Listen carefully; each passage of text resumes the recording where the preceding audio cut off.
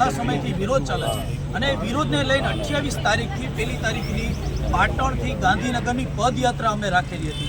તો એ પદયાત્રા જ્યાંથી શરૂઆત થઈ ત્યાંથી પોલીસે અમને રોક્યા અને ટ્રસ્ટીઓ સાથે અમને વાત કરાવીને જે સમાધાન થયું, સમાધાનથી અમને 29 તારીખે અમને ગાંધીનગર સેક્ટર 3ની અંદર સંકુલે અમને બોલાવી સમાધાનની વાત કરી અને 1 તારીખનું અમને એવું એને બાંહેધરી આપી કે 1 તારીખે તમામ સમાજ આગેવાનો આવો અને અમે તમને સંકુલ પરત સોંપીએ છીએ।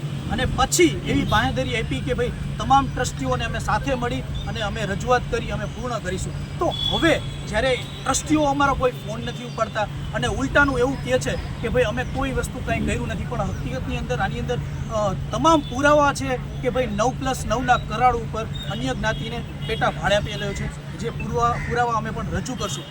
રહી વાત અમારું જે આ આંદોલનની જે અમારી પદયાત્રા હતી, અમને આવું ખોટું બોલીને અમારી પદયાત્રા રોકી અને સમાજને એવો મેસેજ આપ્યો કે ભાઈ આ જે સંકુલને જે મુદ્દો છે એ સમાધાન થઈ ગયું છે। હકીકતની અંદર સમાધાન થયો નથી, પણ આ દોડવી અત્યારે અમને ત્યાં સંકુલે પણ આવવા નથી દીધા, ઉલટાની એને એવી ફરિયાદ કરી કે ભાઈ અહીંયા આવારા તત્વો અહીંયા આવવાના છે અને પ્રોટેક્શન એવી માંગણી કરી। તો આ સમાજ કઈ આવારા તત્વો છે?